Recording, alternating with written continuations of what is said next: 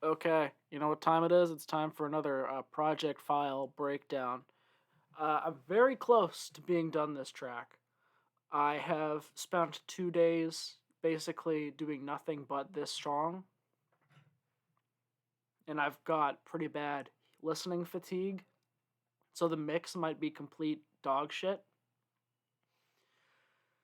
So I'm gonna take a step away and come back to it and like redo the levels before I upload it anywhere. The track is called Quake. It's tearout dubstep. Uh, this is my first attempt making tearout. I'm not sure how I did with the sound design.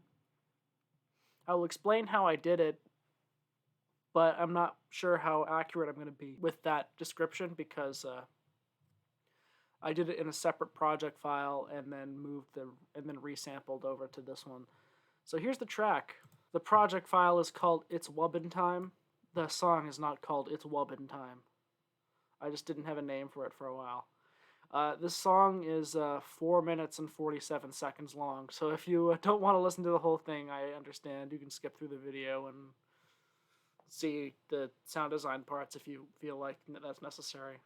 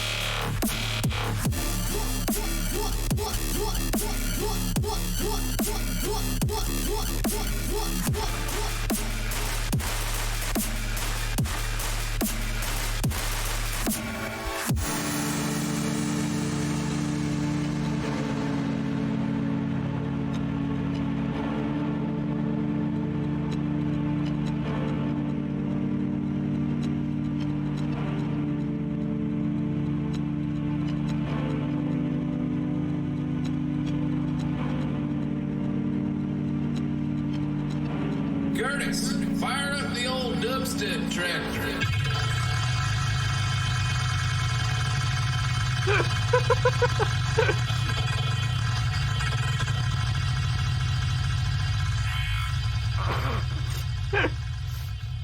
I don't know why I find that so funny. Okay, let's go through this bad boy.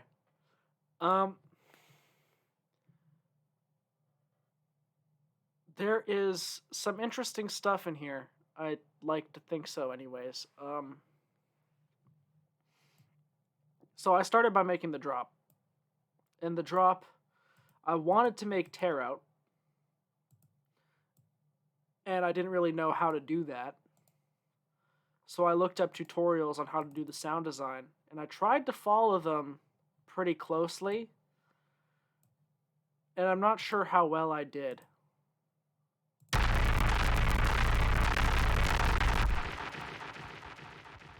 I don't think it's supposed to sound like that, I'll be honest with you. I don't think it's supposed to sound like that, I'll be honest with you, but here's the sound here.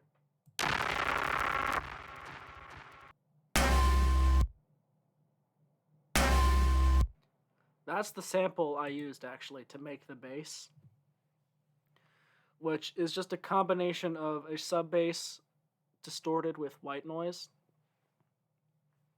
And I put some percussion samples on it, tuned it so it's actually on a note. And then I just played it as MIDI. Let me close all of these real quick, Jesus Christ. All my plugins just open up. When you open a project file, I have no idea why it opens every single plugin.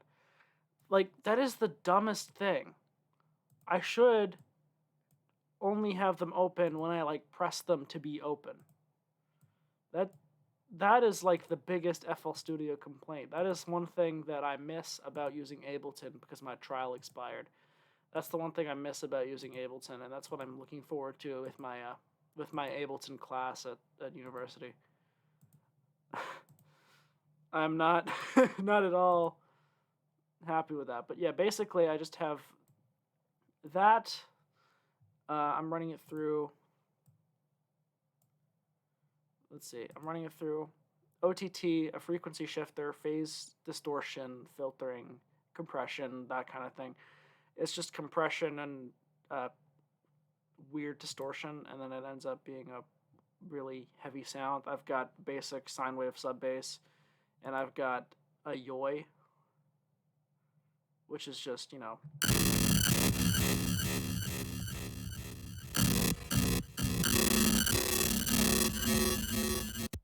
it's the most generic yoy. It's triangle. I'm downsample, bit crushing, and I'm using high pass just to do the vowel-y sound. And the wub here is just a wub.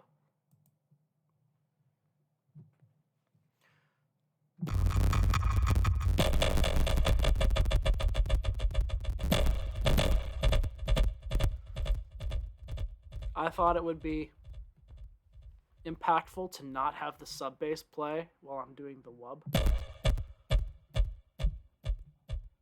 I don't know what I was thinking when I did that, but I think it is kind of effective. I don't know if I'm going to stick with that. I might add the sub back in because it feels kind of disconnected just because there's no sub there.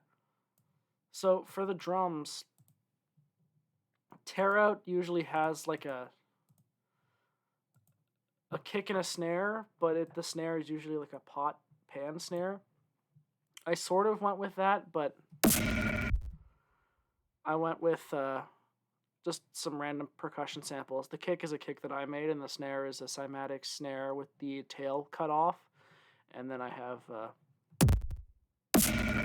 some perc samples going through ridiculous reverb. I'm not... In the hats, I made the hi-hats. And I've got a pad that I made. And for the first drop, that is literally all the basses, and I just reorganized them in different rhythmic patterns and changed the frequency shifter around. added white noise, and I have chords articulating. It's just all of that is just heavily processed. There's a lot of distortion and reverb on everything, so it just ends up being feeling louder and more intense than it is. And the interesting patterns is like you go into my pattern with the main bass here is you have these like these guys. Say, look at that. I've got 30-second note triplet stuttering. That kind of rhythm, and I thought that was neat. And I just took the eliminate sample. Oh, Curtis, fire up the dubstep tractor. I think it's funny. I don't know. It doesn't get old to me. Maybe that's just me being a bit of a sussy goober. So then I worked backwards from there. This is how I make tracks, is I start with the first drop, make the intro and build up, and then I make the second drop in the outro. Which is why my second drops actually aren't always as good as the first drops, but I think this one actually turned out pretty well. I just borrowed basses from other project files that I'm working on because I didn't want to design another tearout bass because that was a pain in the ass, and I don't even think I did that good of a job. So for the intro, I think this chord has some of the most interesting sound design here. It's not that complicated, I guess, but this is a sample I loaded in. I made this by simply reversing. I put a bandpass on a sample from a contact library, and then I reversed it. It's from the Kinetic Toys thing. It's one of the free contact libraries. And I just have this reversed. And because it's one of the Kinetic Toolkit or whatever it's called, it has all these like weird like mechanical clickings, but reversing it and putting it through a shit ton of reverb makes it sound liquidy and it's reversing. And having it play chords means it sounds kind of disjointed and fluid. Yeah, I just have that layered with a choir from Labs, which is the choir that I use. Then I brought in this lead, which is a simple detuned saw square. There's a phaser on it, which gives it the way it sounds. I have the fine-tuning linked to LFO1 here, just wiggling so I get the vibrato. I have it on mono, and I turn up the portamento so it slides, and I have it high-passed, like everything I have. These are the settings if you want to copy them. I've just got a simple respace. It's just a detuned saw. I reused this in the build-up. It's 10 saws and a low pass. It's literally not even processed. It's just 10 saws and a low pass. Which explains why it's not working. Well, my project file is so slow on this computer, but my projects run great when I'm not doing recordings. Like, I've uninstalled Stream Elements from my OBS, but still, doing a recording while looking at a project is really not great for the computer. So the build-up is, I think, actually my favorite part. The build-up is the thing I'm the most proud of in this track. And it's not even that complicated of a thing, but I was listening to a track called Pull Up. I'm not sure who it's by anymore. It was on Dub Rebellion, and it was like a tearout track which used the 303 sound in the build-up. So I just opened up transistor bass and one of the presets, and I just resampled and tuned it.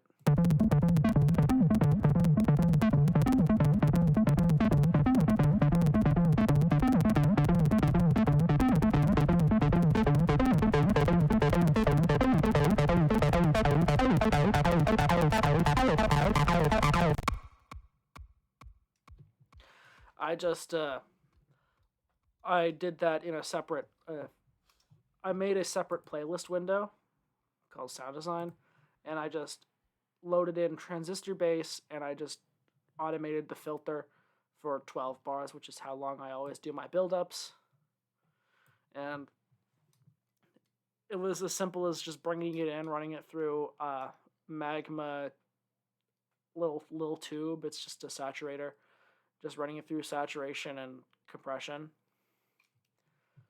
And a little bit through reverb and delay with a high pass. I've got the Reese going still.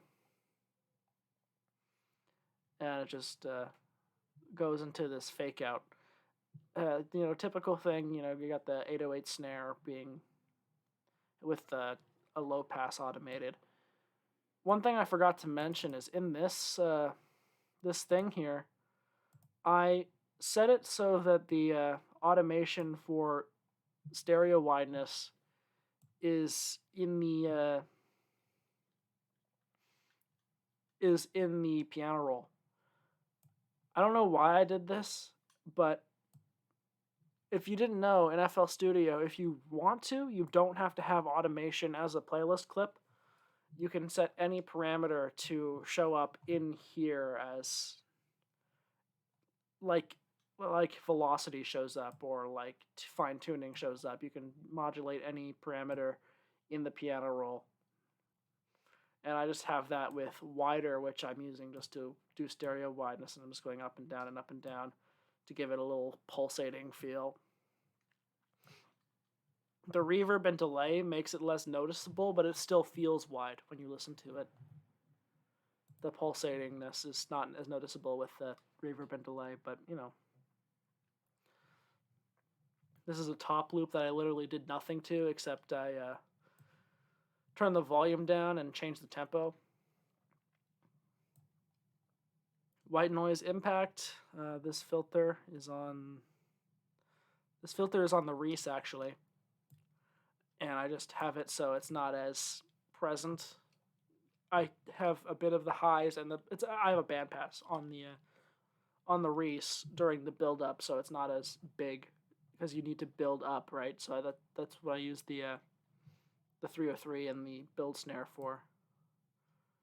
And then the fake out, both of them, I just took one of the main basses from the drop and I just put it here. In this place, it's a bandpass, and I'm just turning off the filter. And over here,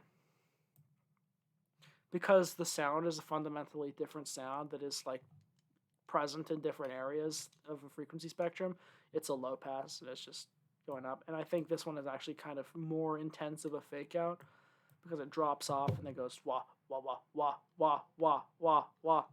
Yeah.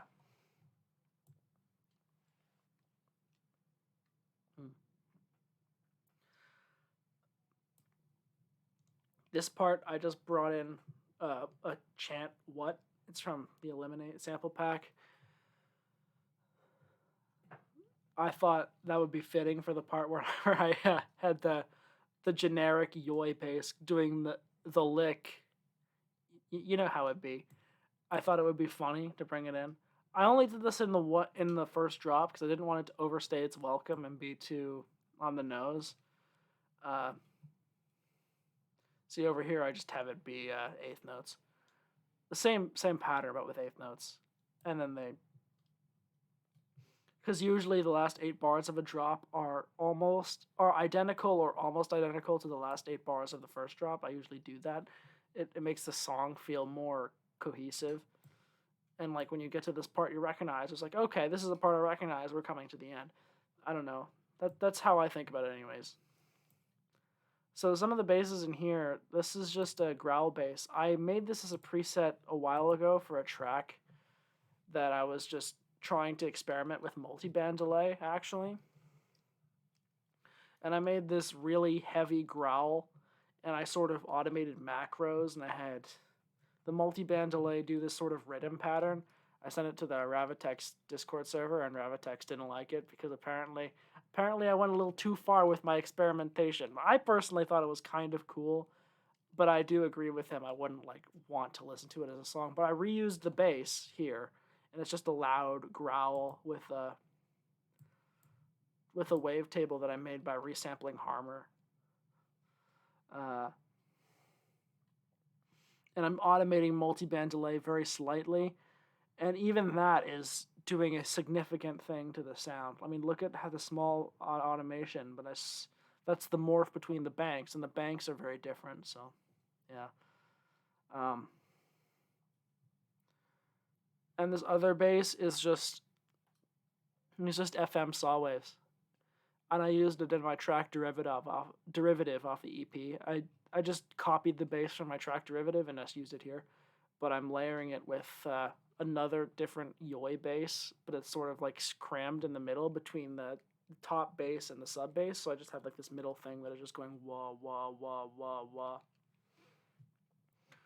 But it's like hard to tell because it just gives the effect is it just gives the top bass some thickness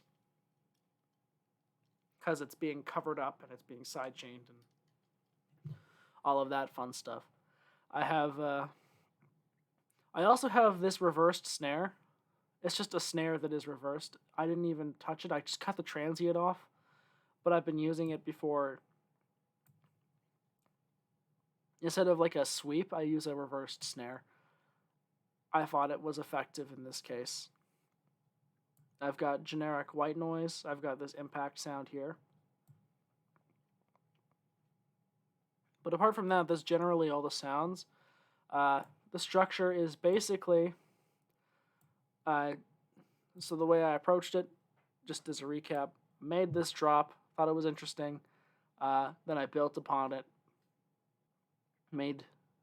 brought in the pad, made the chords, wrote a melody on top of the chords, build up, copied everything, made the second drop, replaced this drum loop with a breakbeat in the second drop.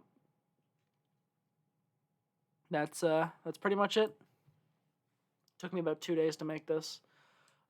Still feel like I need to do some mixing, but I thought it was cool. Thanks for watching. Have a good one.